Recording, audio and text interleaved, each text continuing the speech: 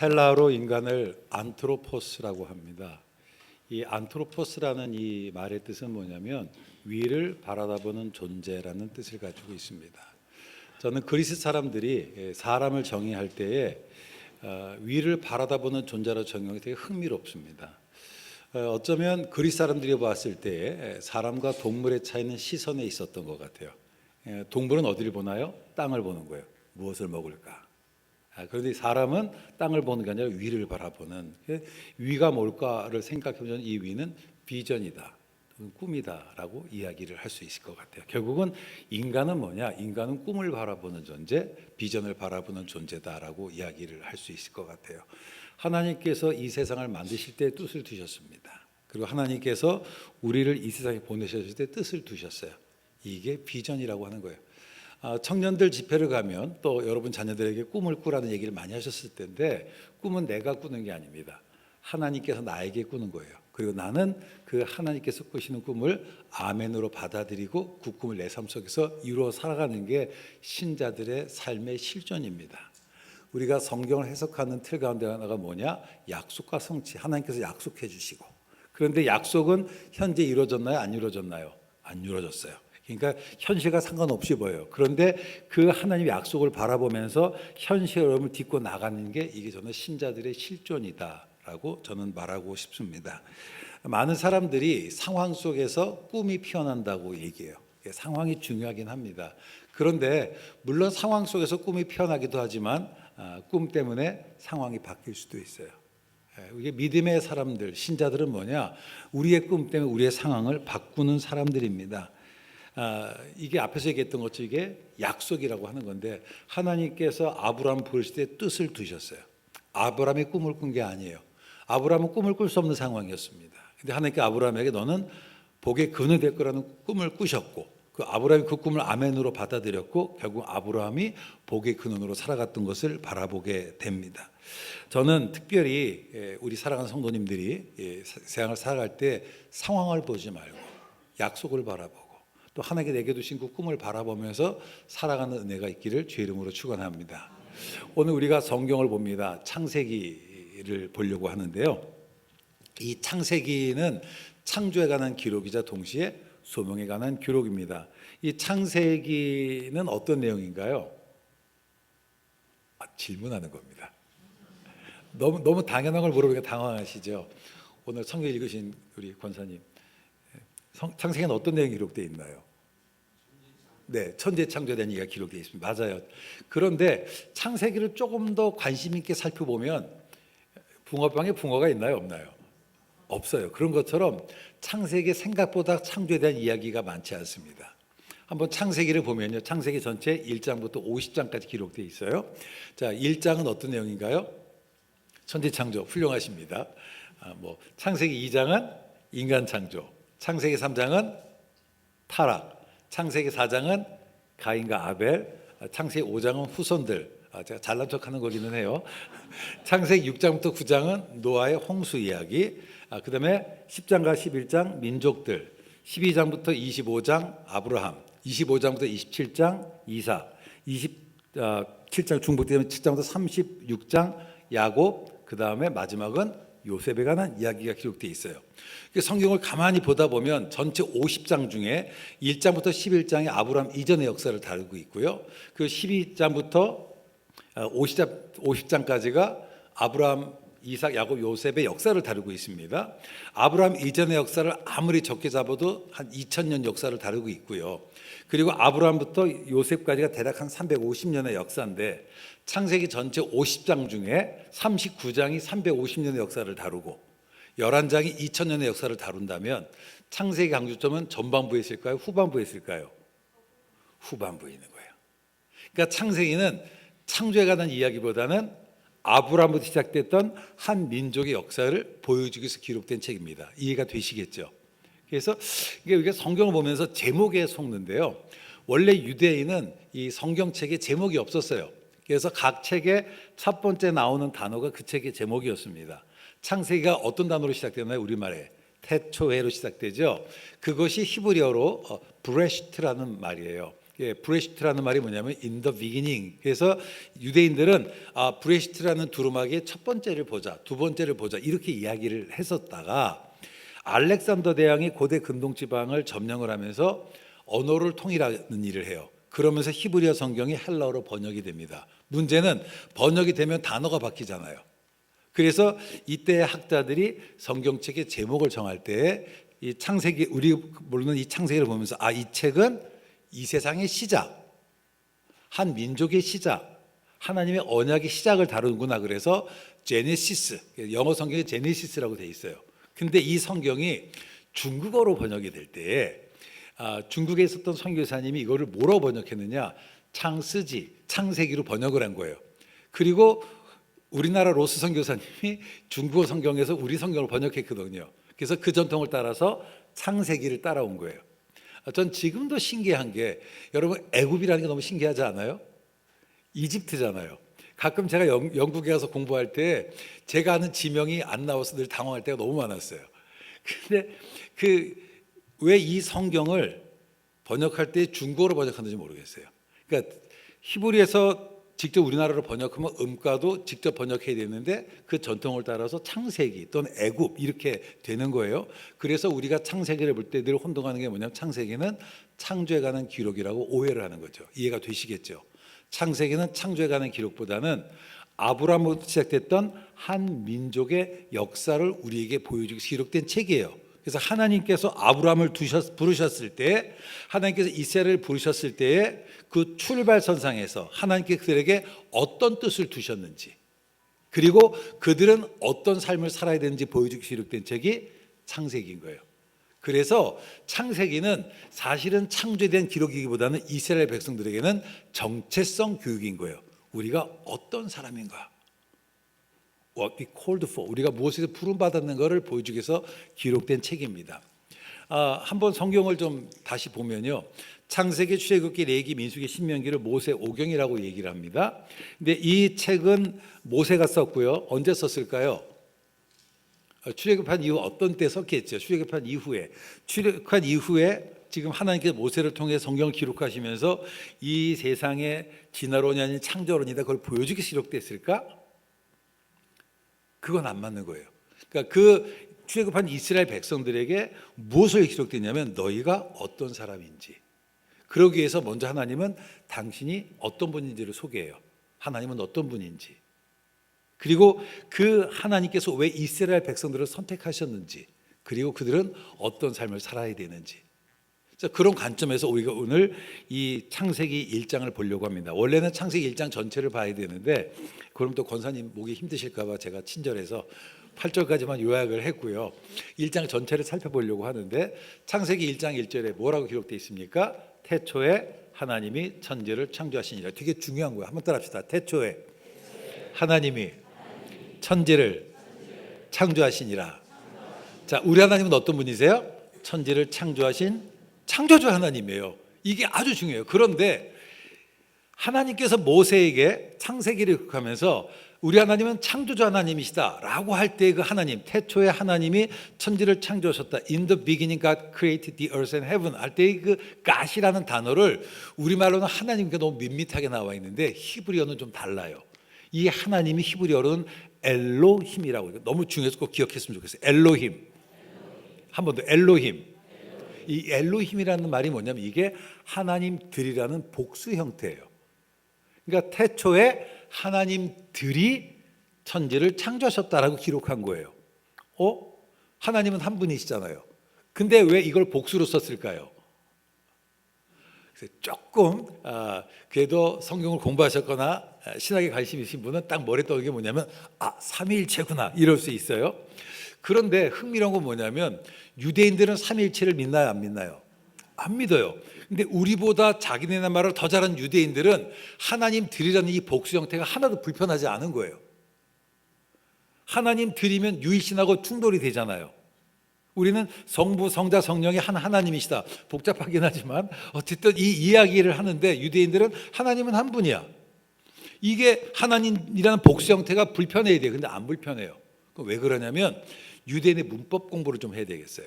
유대 문법 중에 엘로힘은 뭐냐? 이게 장엄 명사라고 그래. 따합시다. 장엄 명사. 예, 강조의 명사. 예, 강조의 복수.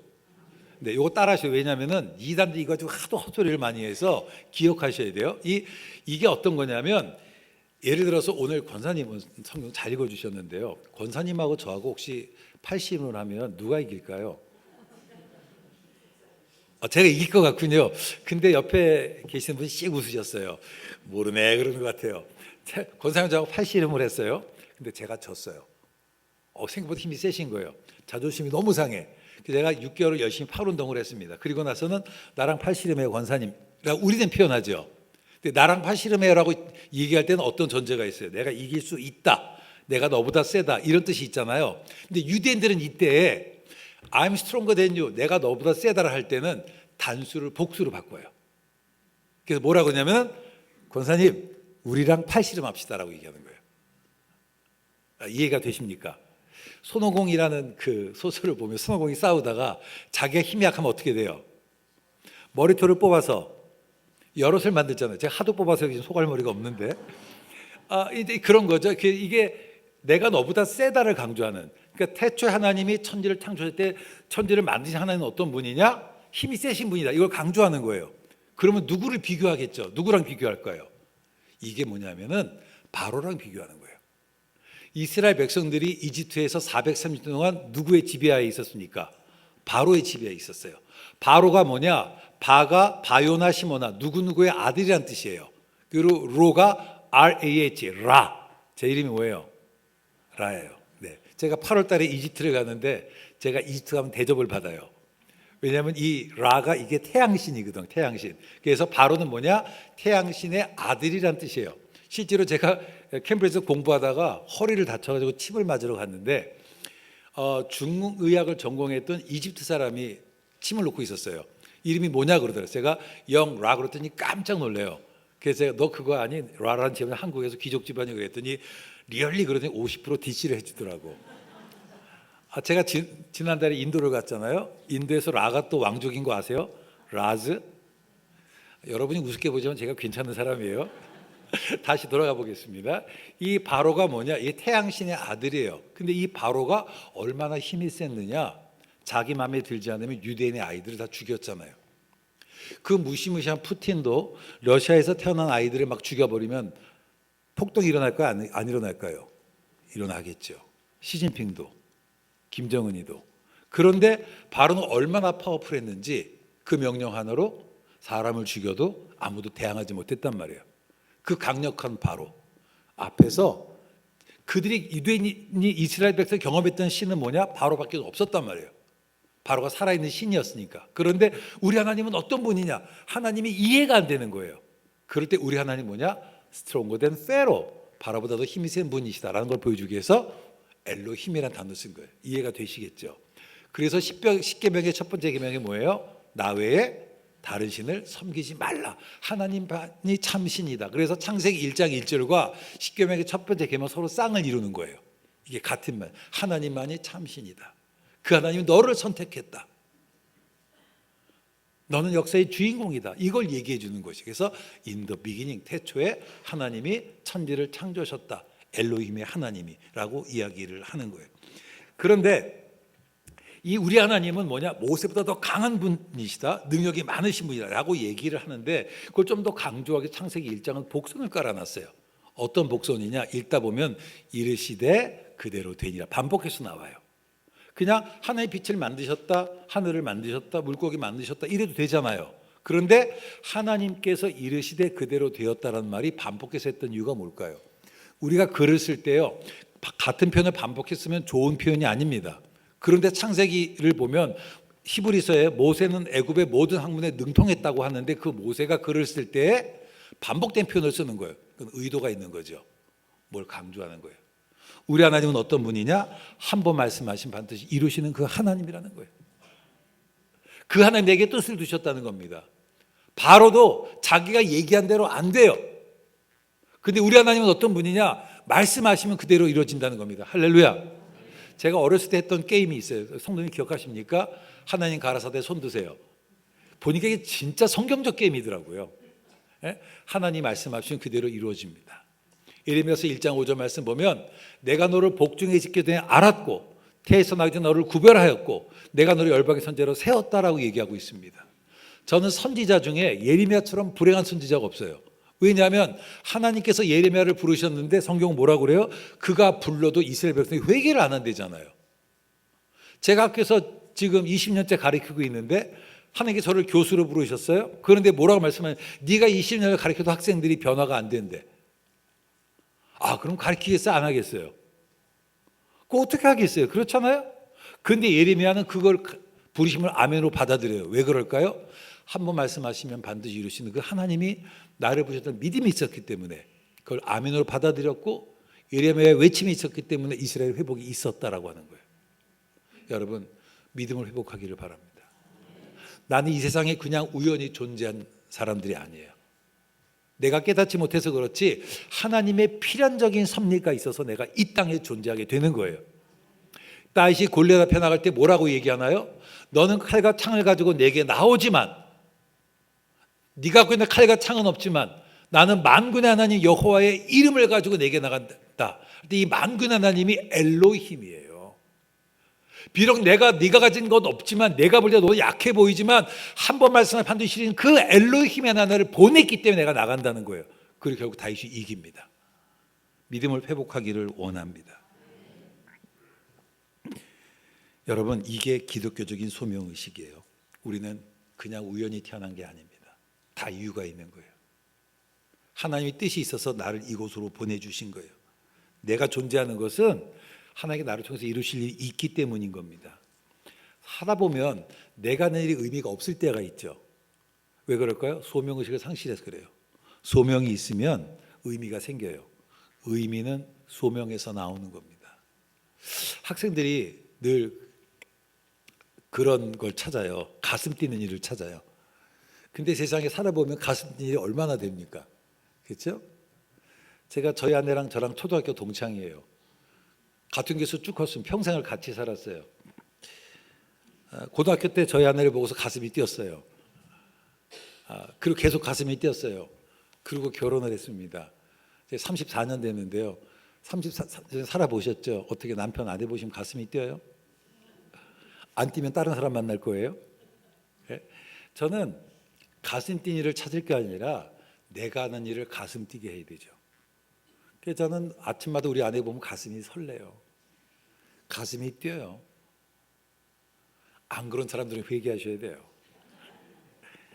여러분 소명이 있으면요 내가 하는 일에 의미가 생겨요.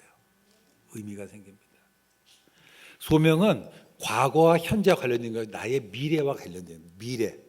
그래서 약속의 눈으로 내 삶을 바라보는 거예요.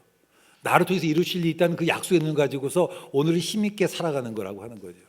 창세기 1장은 이 사실을 좀 더 잘 이해하기 위해서 창조의 과정을 비교적 세세히 설명해 놨습니다. 공부를 좀 더 해볼게요. 자, 하나님께 첫째 날 뭘 만드셨나요? 빛을 만드셨어요. 둘째 날 궁창 위의 물과 궁창 아래의 물. 셋째 날 땅. 넷째 날 점점 복잡해지죠. 아주 쉽게 한번 알려드릴게요. 첫째 날, 둘째 날, 셋째 날과 넷째 날, 다섯 날, 여섯 날에서 쌍을 이루어요. 첫째 날 빛을 만들었어요. 그럼 넷째 날에 빛과 관계된 해, 달, 별. 오케이. 둘째 날은 궁창 위의 물과 궁창 아래의 물. 하늘과 바다를 만드셨으니까 다섯째 날은 뭐예요? 새와 물고기. 셋째 날은 땅을 만드셨으면 여섯째 날은 뭐예요? 짐승과 사람, 땅에 기는 것. 아주 쉽죠?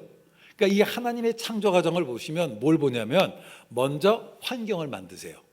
그리고 그 환경의 주인공을 만드시는 하나님의 섭리를 바라보게 됩니다.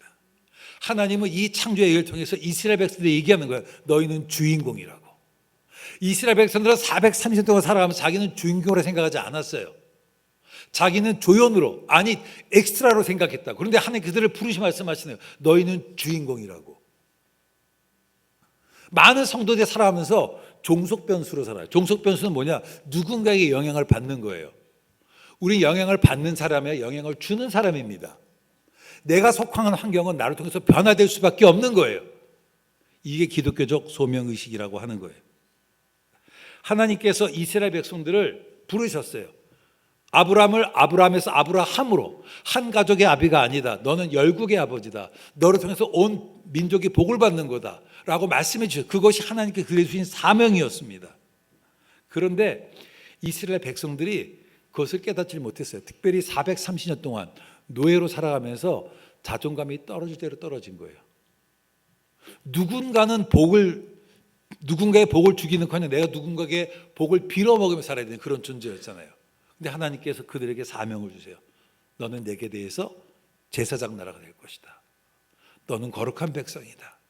그 말씀이, 그 하나님의 뜻이, 하나님의 비전이, 그들의 주신 뜻이 그들의 삶을 바꾸어 버렸습니다.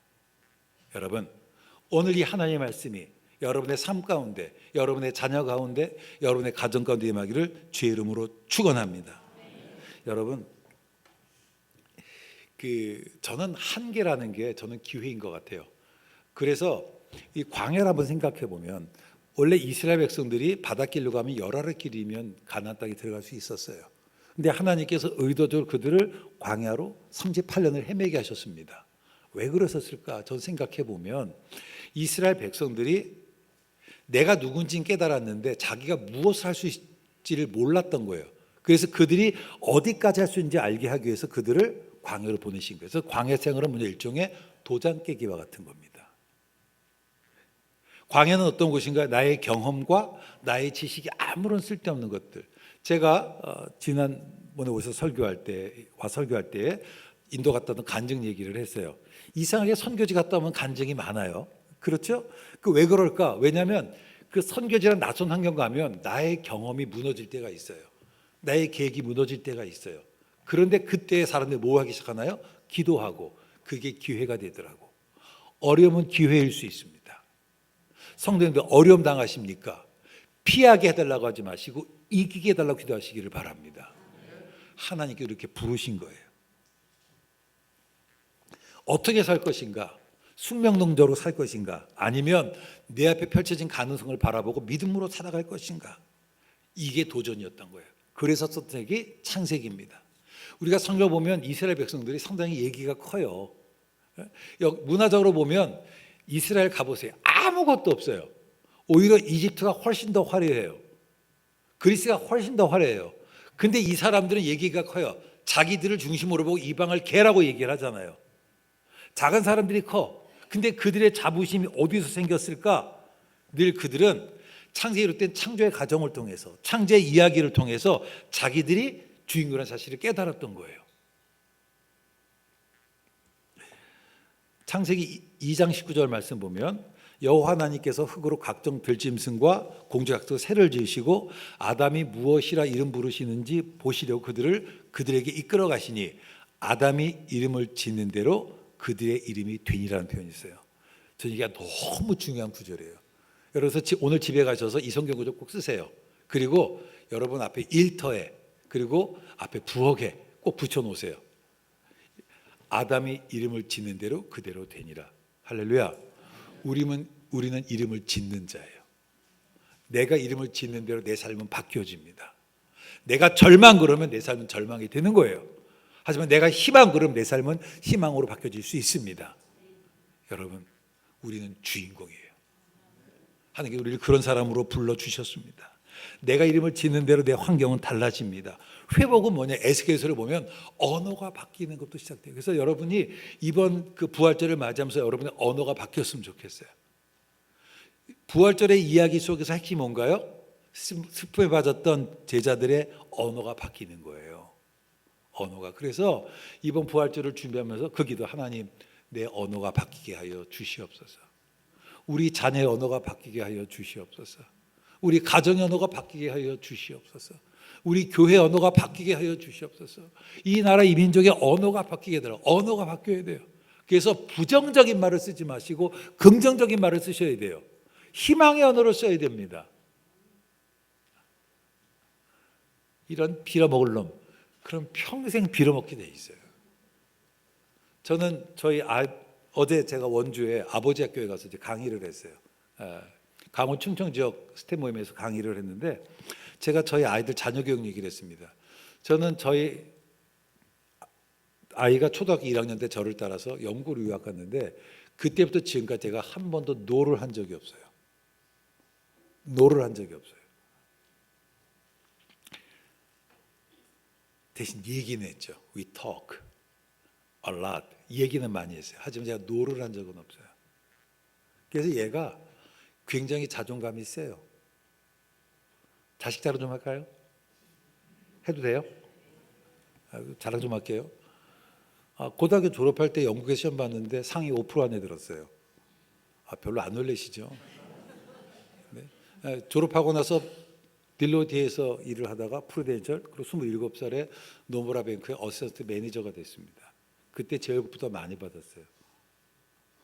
물론 그러던 어느 날 직장 그만둔다고 그러시고 딴 거 하고 있는데 제가 그 모든 과정에 노를 안 했어요. 왜냐하면 제가 믿음이 있거든요.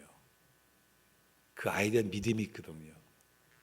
그 아이에게 뜻을 하나님에 대한 믿음이 있거든요. 이게요, 기도하는 자녀는 망하지 않고요, 믿는 자녀는 넘어지지 않더라고. 내가 내 자식 안 믿으면 누가 믿어줘요? 내가 내 아내 안 믿어주면 누가 믿어줘요?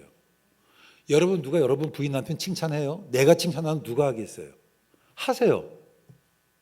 괜찮아요. 내 자식 자랑 내가 하면 누가 해요? 여러분의 가정 자랑 내가 하면 누가 해요? 여러분의 교회 자랑 내가 하면 누가 해요? 남의 교회가 하겠어요?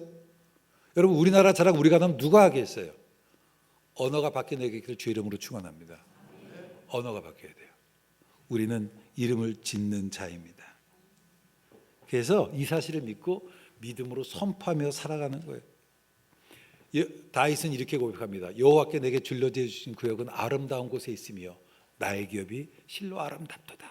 자기 인생을 살아가고 나서 되돌아보니까 내 인생이 막 아름다웠다는 거예요. 그런데 여러분 삶에 가져보면 다윗이 어려움이 있었어요? 없었어요? 많았죠. 사망의 음침한 골짜기로 다닌 것 같았지. 그러나 하나님께서 내게 주셨다는 그 믿음을 가지고 살아갔을 때, 믿음으로 견뎌냈을 때 되돌아봤더니 하나님께서 내 인생을 정확히 줄여대서 주셨다라고 하는 그 고백이라고 하는 겁니다. 이 동일한 고백이 우리에게 있기를 주의 이름으로 축원합니다. 그래요. 창세기로부터 신명기라는 구약 저 5권의 책은 하나님께서 이스라엘 백성들에게 광야 생활할 때 모세를 통해 쓴 책이에요. 그 첨색을 치면서 하나님이 이렇게 소개합니다. 엘로힘의 하나님. 한 번 말씀하시면 반드시 이루시는 그 하나님. 그 하나님께 여러분에게 뜻을 두셨습니다. 여러분의 가정에 뜻을 두셨습니다. 여러분의 교회에 뜻을 두셨습니다. 이 시대가운데 뜻을 두셨습니다. 우리는 그 하나님의 뜻을 믿음으로 받아들이고 살아가야만 합니다. 우리는 환경의 주인공이에요. 내가 속한 환경은 나를 통해서 변화될 수밖에 없어요. 그래서 우리가 믿음을 회복했으면 좋겠어요. 그리고 그 환경을 바꾸는 게 우리가 해야 될 일이에요. 살아가다 보면 내 환경이 어려울 수 있죠. 힘들어요. 그렇죠? 그거는 내가 여러분이 잘못해서 내가 잘못해서 그런 게 아니라 이 세상이 타락해서 그래요. 그런 세상을 회복하기 위해서 하나님께서 우리를 이곳에 보내주셨습니다. 보내주셨어요. 우리에게는 모세와 같은 사람이 필요해요. 모세가 바로라는 한계 상황에서 나갔을 때 이스라엘 백성들이 해방을 얻은 거예요. 이스라엘 백성들이 홍해라는 한계상 앞에 나아갔을 때에 바닷물이 갈라진 거예요. 우리가 십계라는 그 찰튼 헤스 영화를 잘못 봐가지고 성경을 또 오해하는 게 있어요. 우리가 보시면 이스라엘 백성들이 바다를 건널 때 영화를 보면 바닷물이 쫙 갈라지더니 건너가잖아요. 그거 거짓말이에요. 출애굽기를 보면 백성들로 앞으로 나가게 하고 지팡이를 내밀어요. 그 다음에 바닷물이 갈라집니다. 나갈 때 기적이 일어나는 거예요. 바닷물이 갈라진 다음에 건너가는 건 기적이 아니고 상식이에요. 메마른 땅 걸어가는 게 무슨 기적이겠어요? 사랑하는 성도 여러분 따릅시다. 작은 일은 상식으로 하고 큰 일은 믿음으로 하자. 근데 성도들이 거꾸로 해. 작은 일을 믿음으로 해. 제가 전에 교회에서 부목사 할 때 어느 성도님 찾아왔어요. 목사님, 내 남편하고 싸웠어요. 기도해 주세요. 그건 기도하지 말고 자기 가서 사과하고 화해하면 될 일이지. 그건 상식으로 할 일이에요. 그건 믿음으로 할 일이 아니야. 뭐가 믿음으로 하냐? 내가 세상을 변화시키는 건 상식으로 안 된단 말이에요. 우리의 자녀가 세상을 바꾸는 건 상식으로 안 된단 말이에요. 이건 믿음이 필요한 영역이란 말이에요. 제가 얘기했잖아요. 제가 고등학교 때, 신고등학교 나올 때 저 아래였다고. 하나님께서 저를 부르셨어요. 너는 전 세계에 나가서 복음을 전하라고. 그때 해외여행이라는 건 꿈도 못 꾸던 시절인데 제가 기도했어요. 그랬더니 바뀌어지더라고. 할렐루야. 할렐루야. 믿음을 회복합시다. 에스겔이 외칠 때 마른 뼈들이 회복되는 거예요. 내가 외쳐야 돼요. 선포해야 됩니다. 선포합시다. 내 삶을 향해서, 우리 가정을 향해서, 직장을 향해서 선포합시다. 우리가 믿음으로 선포할 때 기적이 일어날 수 있습니다. 우리는 할 수 있습니다. 왜냐하면 우리는 주인공이기 때문에 그래요. 기도하겠습니다. 주님,